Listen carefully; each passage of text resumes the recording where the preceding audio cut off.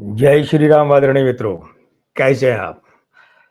मैं लक्ष्मीपुत्र डॉक्टर कुमार गणेश जयपुर बीकानेर से प्रणाम। उपस्थित हूँ आपकी सेवा में आज का किस्सा लेकर और ये किस्सा एक बहुत बड़ी पहेली खोल देगा। ये किस्सा एक बहुत बड़ा रहस्य उद्घाटित कर देगा जिस रहस्य को लेकर हिंदी सिनेमा समूचा बहुत कुछ उलझा हुआ है वर्षों से और हिंदी फ़िल्म संगीत के जो कदरदान है, प्रशंसक हैं, वे दशकों से उलझे हुए हैं। एक ऐसे रहस्य से ये किस्सा पर्दा उठाएगा, ये मेरा दावा है। बिल्कुल दावा है और मैं इस दावे को सिद्ध भी करूँगा। लेकिन आप तनिक अपना आशीर्वाद बनाएँ इस चैनल को अगर अभी तक भी आपने सब्सक्राइब नहीं किया है तो कर लीजिए। वीडियो लाइक कर लीजिए और आगे बढ़ाइए इसे। बेल आइकन भी दबा दीजिए जिससे कि आपको नोटिफ़िकेशन तुरंत मिल सके। चलिए आइए मैं पर्दा उठाता हूँ उस रहस्य पर से कि जिसके कारण सबको इस बात की परेशानी थी कि क्या कारण है वो पता नहीं चल रहा है कि लता मंगेशकर ने ओपी नैयर के लिए कभी क्यों नहीं गाया। हाँ, लेकिन ओपी नैयर के लिए लता मंगेशकर ने कभी क्यों नहीं गाया ये बात तो खैर एक अलग है। इसके साथ-साथ इससे भी जुड़ी एक बात और है कि लता मंगेशकर ने बी आर चोपड़ा के लिए क्यों नहीं गाया। चलिए उस बात को यूँ कर लीजिए कि बी आर चोपड़ा ने कभी लता मंगेशकर से क्यों नहीं गवाया? जबकि यश चोपड़ा जो बी आर चोपड़ा के सगे छोटे भाई, उन्होंने जब दाग फ़िल्म से 70 के दशक में शायद 1977 में जब अपना बैनर शुरू किया यशराज फ़िल्म्स तो तब से लेकर आखिरी फ़िल्म तक उन्होंने लता जी से गवाया। बल्कि यश चोपड़ा तो ये भी कहते थे कि जिस दिन लता दीदी या लता जी गाना बंद कर देंगी, मैं फ़िल्में बनाना बंद कर दूँगा। ये बहुत बड़ी बात थी, ये बी आर चोपड़ा के ठीक उलट बात थी। और जब तक Yash G B are films के बैनर तले फ़िल्में बनाते थे, तब तक लता जी वहाँ नहीं गाती थीं। तो लता जी ने कभी बी आर चोपड़ा के लिए क्यों नहीं गाया या बी आर चोपड़ा ने कभी लता जी को अपनी फ़िल्मों में क्यों नहीं गवाया, ये भी एक बहुत बड़ा प्रश्न है। मैं इस रहस्य पर से भी किसी वीडियो में पर्दा उठाऊँगा और आज जैसा कि मैंने कहा मैं उस रहस्य पर से पर्दा उठाने जा रहा हूँ कि लता मंगेशकर ने कभी भी ओपी नैयर के लिए क्यों नहीं गाया। तो चलिए मैं आपको ले चलता हूँ 19 जुलाई 1976 को। कितने साल पहले? लगभग पौने 39 साल पहले। पौने 39 या पौने 39 साल पहले एक फ़िल्म रिलीज़ हुई थी 19 जुलाई 1976 को और ये फ़िल्म थी महबूबा। फ़िल्म के नाम से अगर आपको और कुछ याद नहीं आ रहा है तो कास्टिंग सुनकर आपको शायद याद आ जाए।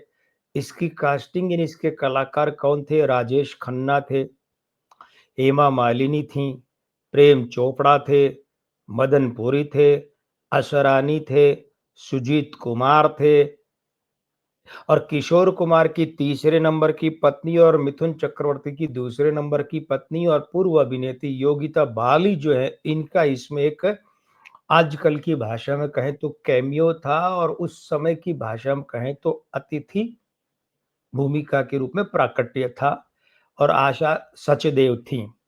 अब यहाँ मैं आगे बढ़ने से पहले थोड़ा रुक जाऊँ, एक रोचक बात आपको बता दूँ, ये आशा सचदेव कौन? तो आशा सचदेव आपको सर्किट याद है? सर्किट कौन? मुन्ना भाई वाला, अरशद वारसी। ये अरशद वारसी की बड़ी बहन और आपको पार्श्व गायक अनवर की याद है? हमसे का भूल हुई जो ये सजा हमका मिली, दोस्ती इम्तिहान लेती है, ये प्यार था या कुछ और था, मोहब्बत अब तिजारत बन गई है, मेरे ख़यालों की रह गुज़र से वे देखिए वे गुज़र रहे हैं, है ना? कसमें हम अपनी जान की खाते चले गए, एक पल हँसना जो चाहा दर्द पागल कर गया, तेरी आँखों की चाहत में मैं सब कुछ लुटा दूँगा। याद आया? अनवर की ये छोटी बहन थी। असल में अनवर और अरशद वारसी एक ही पिता की 2 संतानें हैं, लेकिन सौतेली हैं। इनकी माताएँ अलग-अलग हैं। आशा सचदेव अनवर की सगी बहन। आशा सचदेव की माताजी ने पहले जो शादी की थी तो वो मुस्लिम थे, उनसे 2 संतानें हुई, आशा सचदेव और अनवर। आशा सचदेव की माताजी ने बाद में एक हिंदू से शादी कर ली तो सचदेव नाम अपना लिया, तो फिर वो उनका जो मुस्लिम नाम था वो बदलकर आशा सचदेव हो गया, अनवर की बहन का। और इधर जब अनवर के पिता ने दूसरी शादी की तो उससे जो बच्चा पैदा हुआ वो अरशद वारसी, तो वे दोनों उधर। खैर कोई बात नहीं। ये महबूबा फ़िल्म की बात है और आपको याद होगा महबूबा फ़िल्म के गानों का मामला। ये 2 तो लता जी और किशोर साहब के अलग-अलग एक ही गाने के 2 वर्ज़न से, मेरे नैना सावन भादो, राग शिवरंजनी में ये गाना था। मेरा बहुत पसंदीदा राग है शिवरंजनी, मैं खूब गाता था। जब मैं 90 से 92 में शास्त्रीय संगीत सीखता था ना, गायन, हाँ, मैंने 90 से 92 के 3 वर्षों में 2.5 वर्ष शास्त्रीय संगीत गायन सीखा है भाई, और मैं शुरू में गाता भी था। तो शिवरंजनी, भूपाली ये मेरे बहुत पसंदीदा राग हुआ करते थे। तो शिवरंजनी राग में ये गाने के 2 वर्ज़न, एक लता जी की आवाज़ में, किशोर साहब की आवाज़ में। इस गाने के किस्से भी फिर कभी आपको सुनाऊँगा रिकॉर्डिंग के, मेरे नैना सावन भादो, फिर किशोर साहब और लता जी का एक गाना था, पर्वत के पीछे चंबेदा गाँव, गाँव में 2 प्रेमी रहते हैं। और जो मैं हाइलाइटेड गाने वो बता रहा हूँ, इसके अलावा एक गाना मन्ना डे साहब का था, जब वो ये जो कथा है ना महबूबा फ़िल्म की, ये पूर्व जन्म पर आधारित है, 2 जन्मों की कहानी।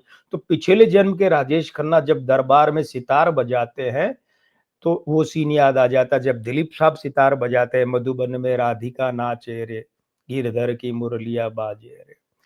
तो वो याद आ जाता है। तो वो गाना था मन्ना डे साहब की आवाज़ में, गोरी तेरी गोरी तोरी पैजनिया, ये गाना था। ये गाना भी अच्छा था। शास्त्रीय गानों के लिए मन्ना डे साहब को ऐसे गानों के लिए याद किया जाता था। रफ़ी साहब से यहाँ नहीं गवाया गया, हालाँकि रफ़ी साहब ये गाना गाते तो कैसा रहता एक और बात थी। महबूबा फ़िल्म के प्रोड्यूसर थे मुशीर रियाज़, एमआर प्रोडक्शन, वो शक्ति वाले, अकेला वाले, है ना? मुशीर रियाज़ और राम बलराम वाले, हाँ, तो गुलशन नंदा का एक उपन्यास था शीर्षक थे साज, ये उस पर आधारित था। गुलशन नंदा उस 70 के दशक में, 60 के अंत के दशक में बहुत बड़ा नाम होता था। उनके उपन्यासों पर कई फ़िल्में, दर्जनों फ़िल्में बनी और एक आध को छोड़कर सारी सुपर हिट रहीं। शक्ति सामंत निर्देशक थे मुशीर रियाज की इस फ़िल्म के, और गीत आनंद बख्शी के थे और संगीत आर डी बर्मन का था। ये जो महबूबा फ़िल्म, अब आप कहेंगे आप तो भटक गए सारी बात ही। आप बात करने वाले थे कि लता मंगेशकर ने ओपी नैयर के लिए क्यों नहीं गया, और अब आप बात करने बैठ गए महबूबा फ़िल्म की। ये आपने 8 मिनट तो इसी में लगा दिए किस्से में। अरे भाई ये बहुत ज़रूरी था।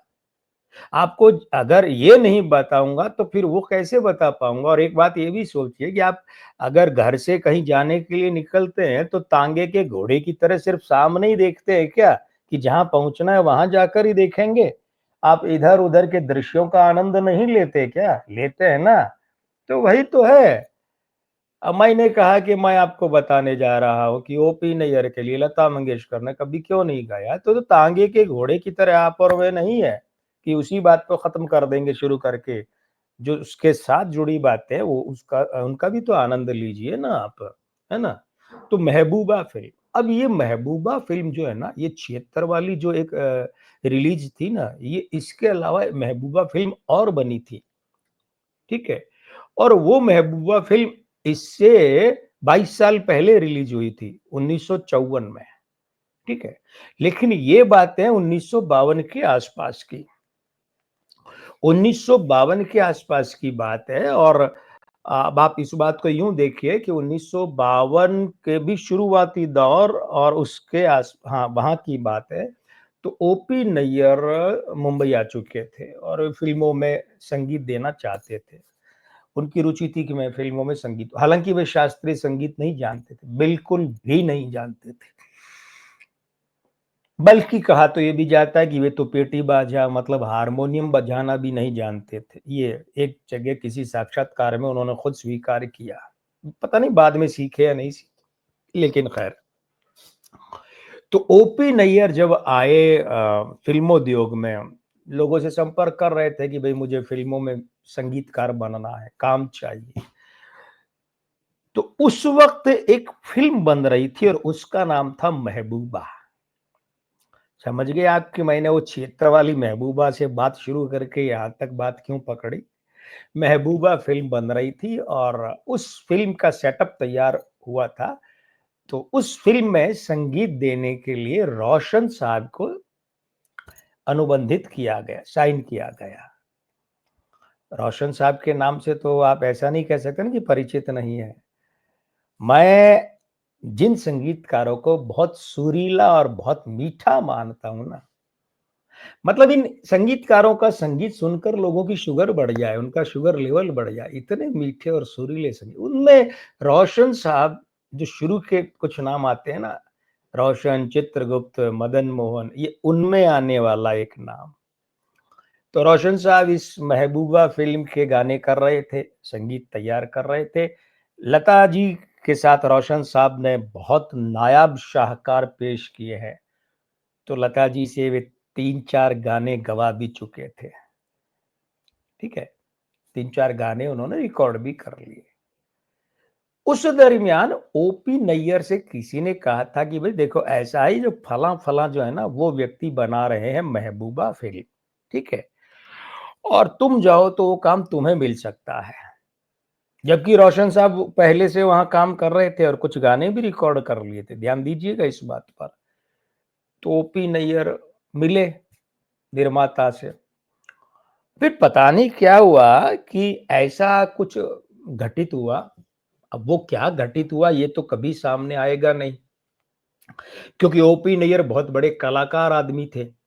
वो सारी बातों को जब भी रखते तो अपने हिसाब से मैनिपुलेट करके रखते थे।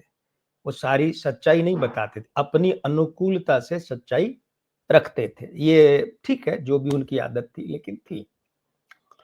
तो ओपी नैयर जो है वो मिले और पता नहीं क्या हुआ कि निर्माता ने रोशन साहब को फिल्म से हटा दिया और ओपी नैयर को संगीतकार रख लिया। अब ध्यान ये दीजिएगा कि लता जी के साथ रोशन साहब इस फिल्म के 3-4 गाने भी रिकॉर्ड कर चुके थे। उसके बाद भी हटा दिया और ओपी नैयर को रख लिया। इस बात से लता जी बहुत नाराज हुई, बहुत नाराज हुई। उन्हें लगा ये अक्षम्य अपराध है। ओपी ऐसा कैसे कर सकते हैं कि निकलवा दिया रोशन को, जबकि गाने रिकॉर्ड कर चुके हैं भाई कुछ एक वे। अब ओपी आ गए,